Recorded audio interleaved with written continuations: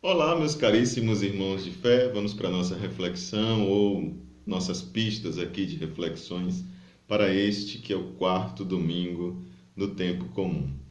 Vamos tentar não enrolar muito, né, para o nosso vídeo não ficar muito grande. Esse quarto domingo do tempo comum, como toda a liturgia, sempre ela traz esse caráter motivacional para a vida dos cristãos, né? Sempre tem os seus temas específicos, evidentemente, mas é claro que sempre ele está nos motivando para o modo como nós procedemos no nosso dia a dia, das tantas dimensões, dos tantos enfoques que se pode dar à liturgia dominical. Uma delas é o fato de que ela traz luzes para a sua vida durante a sua semana. E nesse quarto domingo, nós já começamos com a oração do dia, né, que diz: concedei no Senhor nosso Deus adorar-vos de todo o coração e amar todas as pessoas com verdadeira caridade. Ou seja, nessa semana nós devemos buscar alcançar, pelo menos compreender o que seja esta verdadeira caridade para podermos tentar colocar em prática. Tentar colocar em prática não quer dizer que seja algo impossível de ser realizado, mas é algo que de fato é difícil de se colocar ali de forma objetiva no nosso dia a dia, no nosso cotidiano. Mas é claro que é preciso compreender para tentar implementar isso na nossa vida de uma forma mais eficaz, né? Se todos os cristãos vivessem de forma plena esta caridade verdadeira, o mundo com certeza seria muito melhor. Se ele não é tão melhor assim, com o tanto de cristãos, com o tanto de católicos que existe no mundo e que existe no Brasil, então é sinal de que os cristãos não estão vivendo como deveriam viver esta caridade, que é um dos principais, se não o mais importante de todos os mandamentos de Deus, que é amai-vos uns aos outros. Se não está acontecendo isso, é porque algo de errado está acontecendo aí na nossa vida. Então é preciso colocar o devido dinamismo para que isso aconteça. Na primeira leitura, que é da profecia de Jeremias, ele nos vem dizer o quê? O profeta vem nos motivar a não termos medo, né? A confiarmos na palavra de Deus, esta palavra que nos exige esse comprometimento, esta palavra que nos exige uma ação e nos pede para confiar nesta palavra, nos confiar primeiramente em Deus e sabermos que Deus nos assiste, que Deus está conosco. É Ele quem diz: não tenhas medo. Com efeito, eu te transformarei hoje numa cidade fortificada, numa coluna de ferro, num muro de bronze contra todo o mundo, frente aos reis de Judá e seus príncipes, aos sacerdotes e ao povo da terra. Eles farão guerra contra ti, mas não prevalecerão, porque eu estou contigo para defender-te, diz o Senhor. Esta confiança nós devemos sempre ter, devemos sempre nutrir nas nossas vidas, esta confiança em Deus, um Deus que é presente na nossa vida, não tenhamos dúvida disso. É isso que aparece ali na oração do dia que nós já lemos, onde fala dessa adoração, né? São as primeiras palavras. Concedei no Senhor nosso Deus adorar-vos de todo o coração. Adoração a Deus de todo o coração. Amar a todos com verdadeira caridade, até mesmo os nossos inimigos. Nós não devemos nos furtar disso que é o nosso dever. Mas não basta só adorar a Deus, porque alguns querem apenas adorar a Deus e se esquecem de amar aos irmãos, amar as pessoas, todas as pessoas, com verdadeira caridade. Quem ama, por assim dizer, todas as pessoas com verdadeira caridade, está prestando um culto de adoração a Deus nas pessoas ali. O amor traz consigo essa dimensão da adoração a Deus, né? Como eu estou adorando a Deus? Como eu devo adorar a Deus? Devo adorar a Deus amando o meu semelhante, inclusive aqueles que não me são tão caros assim, porque aqui a oração ela diz que nós devemos amar todas as pessoas sem distinção. Agora, nós devemos fazer as devidas ressalvas de que amar a todos não quer dizer que você vai estar 24 horas por dia buscando aquelas pessoas que não gostam de você, buscando aquelas pessoas que lhe fazem mal para estar junto delas. É evidentemente que a religião, a liturgia, ela não está dizendo isso, não se quer isso de você, né? Amar a todos é não desejar o mal para ninguém. Está disponível para ajudar as pessoas quando forem necessárias, mas você sabe que tem uma pessoa que não gosta de você, ou uma pessoa que é sua inimiga declarada, você não vai convidar ela para um churrasco de final de semana, né? O churrasquinho lá, final de semana, o passeio que você organiza, você faz com quem? Você faz com os seus amigos, você faz com as pessoas próximas. Agora, todos, sejam eles amigos ou inimigos, merecem o seu respeito, merecem a sua caridade, merecem principalmente as suas orações. Agora, é claro, você vai dar uma festa na sua casa, você vai convidar os seus inimigos? O amor não passa por aí. O amor passa pelo respeito, pela compreensão, pela disponibilidade na ajuda quando for possível e, é claro, a oração que você faz para os seus inimigos também, né? Rezar para que eles tenham sucesso, rezar para que eles possam ser pessoas também que encontrem êxito na sua vida, não necessariamente do seu lado, né? A vida é assim.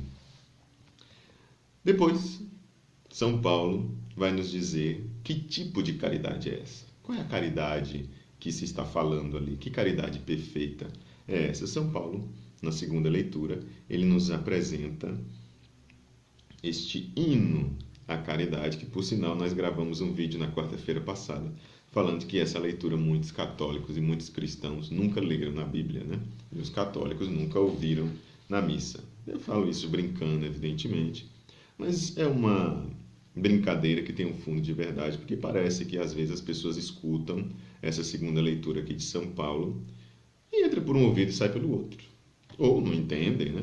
E, como o Padre Fernando esses dias publicou no Facebook dele, né? Ele dizia que o problema com a Sagrada Escritura não é que as pessoas não sabem ler a Sagrada Escritura. O problema é que as pessoas não sabem ler, né? Porque se você sabe ler, você consegue interpretar o mínimo necessário para colocar em prática na sua vida a Sagrada Escritura. É mais claro do que aquilo que está aqui nessa segunda leitura. Eu acredito que são poucos os textos, né? Qual é o sentido profundo? O sentido disso daqui é o que está escrito aqui. A caridade, ela é paciente, ela é benigna, ela não é invejosa, não é vaidosa, não se ensoberbece, ou seja, não é orgulhosa, não faz nada de inconveniente, não é interesseira, não se encoleriza, não guarda rancor, não se alegra com a iniquidade, mas se regozija, ou seja, se alegra com a verdade, suporta tudo, crê tudo, espera tudo, desculpa tudo. O que quer dizer esse texto? Alguém precisa de aula de exegese para interpretar o que está escrito aqui? Ou simplesmente você precisa de aula de alfabetização, né? Você precisa saber ler para você entender o que é que São Paulo está querendo dizer a cada um de nós, né? Convenhamos aqui, você não precisa fazer uma aula de teologia para entender o que está escrito aqui. Efetivamente não precisa, né? Então, vamos ser honestos e dizer, eu não quero viver aquilo que está na leitura. Não é porque você não entende, simplesmente porque você não quer. É uma questão de decisão. Se você quer, você consegue entender. A pessoa que é normal, tem as suas plenas capacidades mentais, consegue entender o que está escrito aqui. E é por isso que no Evangelho aparece aqui uma expressãozinha dizendo assim: todos davam testemunho a seu respeito, admirados com as palavras cheias de encanto que saíam de sua boca.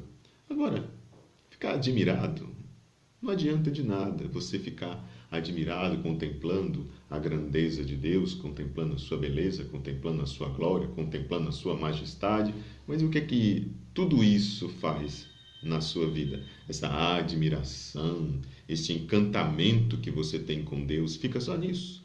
Então, não adianta de nada. Não existe fórmula mágica para viver bem como cristãos. Não existe esse negócio de passe de mágica, num estalar de dedos você se converteu, num estalar de dedos você virou um cristão católico, né? Agora é preciso, então, ir querendo fazer essa experiência, viver essa dimensão de ser um pouco melhor, que passa pelas nossas decisões.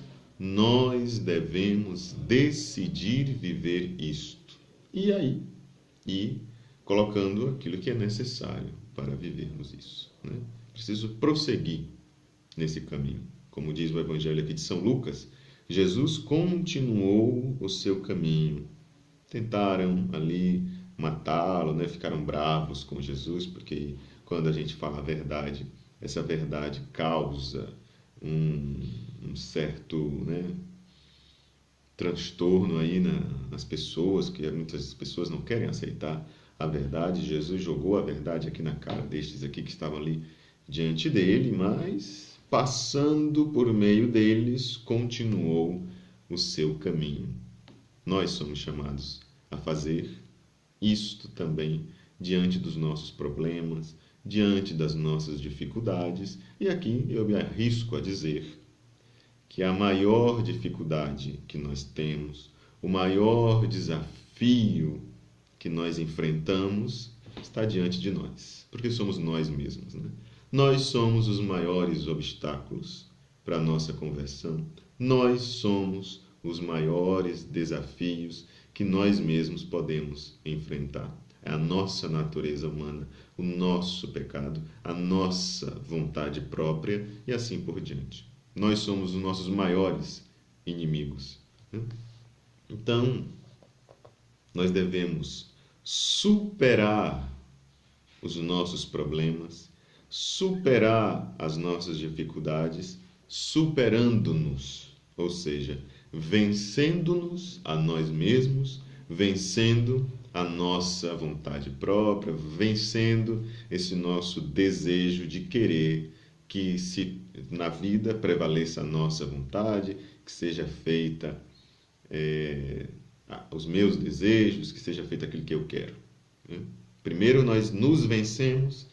Quando nós conseguirmos nos vencer e vencer as nossas debilidades, as nossas fraquezas, então nós vamos conseguir prosseguir muito bem no nosso caminhar. Como nós fazemos isso? Fazemos isso amparados por essas três irmãs aqui que aparecem na segunda leitura. São Paulo lhe diz que atualmente permanecem estas três coisas: fé, esperança e caridade. Mas a maior delas é a caridade. São elas que nos ajudam a prosseguir o nosso caminho. É bem verdade que duas delas desaparecem em algum momento da nossa existência, mas as três, no momento presente, ou seja, no momento atual, elas nos ajudam a caminhar.